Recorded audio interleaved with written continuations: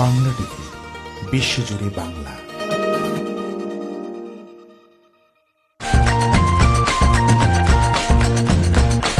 ঈদ মোবারক।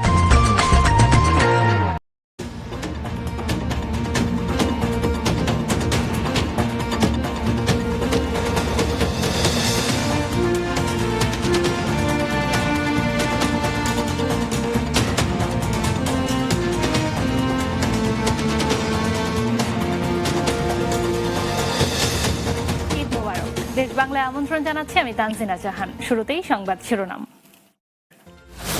রোহিঙ্গা মুসলিম অধ্যুষিত রাখাইনে গত এক সপ্তাহের সহিংসতায় অন্তত 400 জন নিহত। একদিনেই 130 রোহিঙ্গা মুসলিমকে হত্যার অভিযোগ।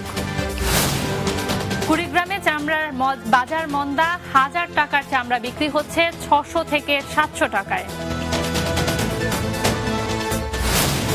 এবং কাল চট্টগ্রামে শুরু হচ্ছে বাংলাদেশ ও অস্ট্রেলিয়ার শেষ টেস্ট। সিরিজ জিততে মরিয়া মুশফিক বাহিনী, সমতায় ফিরতে চায় অজিরা। শুনছিলেন শিরোনাম, এবার বিস্তারিত। মিয়ানমারে উত্তর ও পশ্চিমাঞ্চলে রোহিঙ্গা মুসলিম অধ্যুষিত রাখাইনে গত এক সপ্তাহের সহিংসতায় অন্তত 400 জন নিহত হয়েছে। এর মধ্যে মিয়ানমারের সেনাবাহিনী এবং সে দেশের উগ্র জাতীয়তাবাদী বৌদ্ধদের বিরুদ্ধে একদিনেই 130 রোহিঙ্গা মুসলিমকে হত্যার অভিযোগ পাওয়া গেছে। গত কয়েক দশকের মধ্যে রোহিঙ্গাদের উপর দেশটির সেনাবাহিনীর রক্তাক্ত এই অভিযান ভয়াবহ আকার ধারণ করেছে। শুক্রবার নতুন এক পরিসংখ্যানের বরাত দিয়ে ব্রিটিশ বার্তা সংস্থা রয়টার্স এক প্রতিবেদনে এসব তথ্য জানিয়েছে। রনক হাসানের রিপোর্টে দেখুন বিস্তারিত। মিয়ানমারের রাখাইনে পুলিশের তল্লাশি চৌকি ও সেনাবাহিনীর ঘাঁটিতে রোহিঙ্গা বিদ্রোহীদের হামলার পর সেখানকার সেনাবাহিনী কঠোর অভিযান শুরু করে। এরপর থেকে রোহিঙ্গারা পালিয়ে বাংলাদেশে আসতে থাকে। জাতিসংঘের সূত্রগুলো বলছে, মিয়ানমার থেকে সম্প্রতি প্রায় 50,000 রোহিঙ্গা বাংলাদেশে ঢুকেছে। মিয়ানমার সেনাবাহিনী অবশ্য রক্তাক্ত এই অভিযানকে চরমপন্থী সন্ত্রাসীদের বিরুদ্ধে ক্লিয়ারেন্স অপারেশন বলে দাবি করছে। কিন্তু পালিয়ে আসা রোহিঙ্গাদের মতে তাদের নিধন এবং সেখান থেকে একেবারে তাড়িয়ে দেয়াই এই অভিযানের মূল লক্ষ্য। রাখাইনে গণমাধ্যম কর্মীদের প্রবেশে কড়াকড়ি থাকায় সেখানে কি ঘটছে তার কোনো পরিষ্কার চিত্র পাওয়া যাচ্ছে না। মানবিক সহায়তা দেয়া কর্মীরাই কেবল ভয়াবহতার চিত্র কিছুটা তুলে ধরছেন। সেনা সদস্যদের বিরুদ্ধে গুলি আর বাড়িঘরে আগুন দেয়া ছাড়াও রোহিঙ্গা নারী ও তরুণীদের গণধর্ষণের অভিযোগ উঠেছে।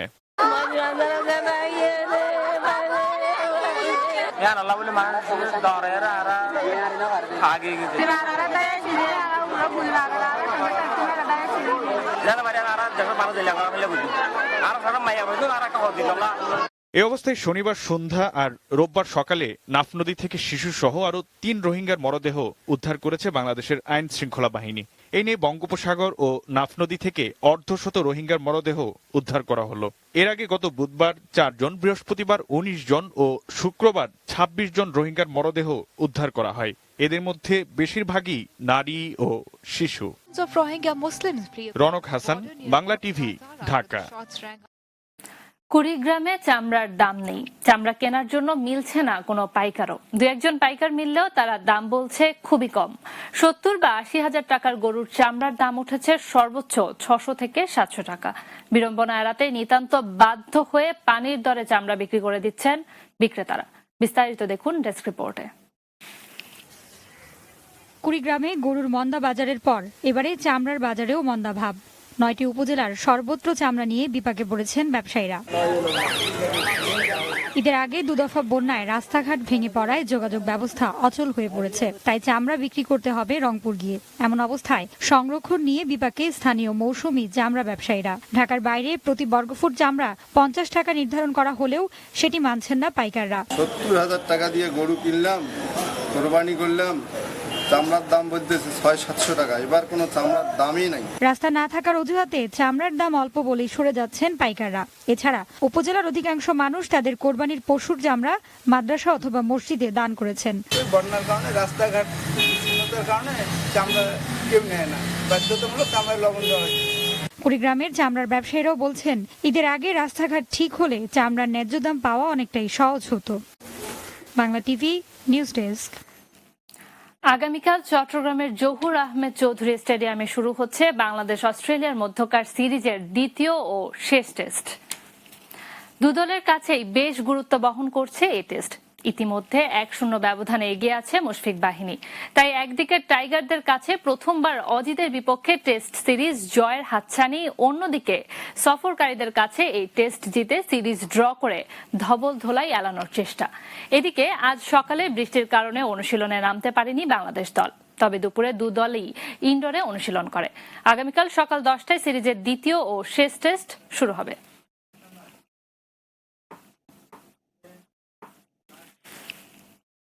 কিশোরগঞ্জের বিভিন্ন সরকারি ও প্রাথমিক বিদ্যালয়ের শিক্ষার্থীরা সরকারের দেয়া উপবৃত্তির টাকা পাচ্ছেন না বলে অভিযোগ উঠেছে।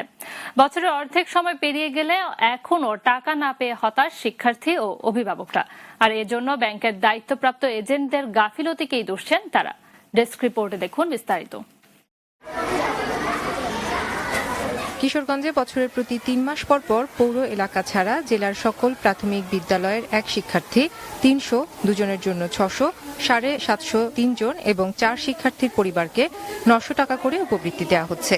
এই টাকা মোবাইল ব্যাংকিং এর মাধ্যমে দায়িত্বপ্রাপ্ত এজেন্টের কাছ থেকে তোলার কথা, কিন্তু দিনের পর দিন পার হলেও টাকা বুঝে পাচ্ছেন না অভিভাবকরা।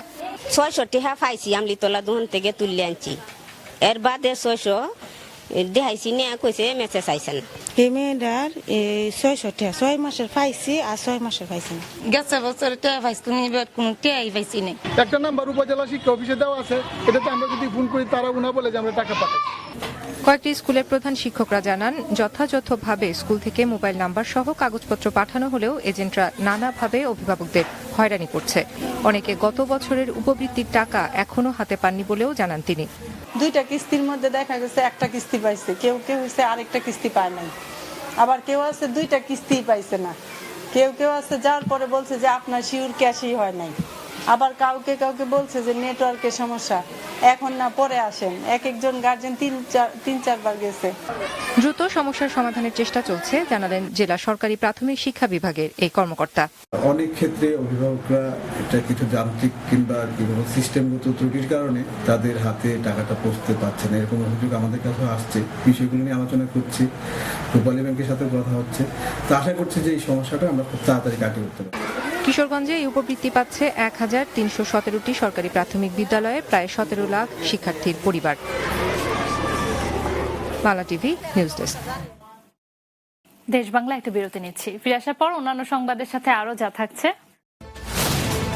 কর্তৃপক্ষের উদাসীনতায় বিনোদন বঞ্চিত চাঁপাইনবাবগঞ্জের মানুষ, নামমাত্র শিশু পার্কটিরও বেহাল দশা।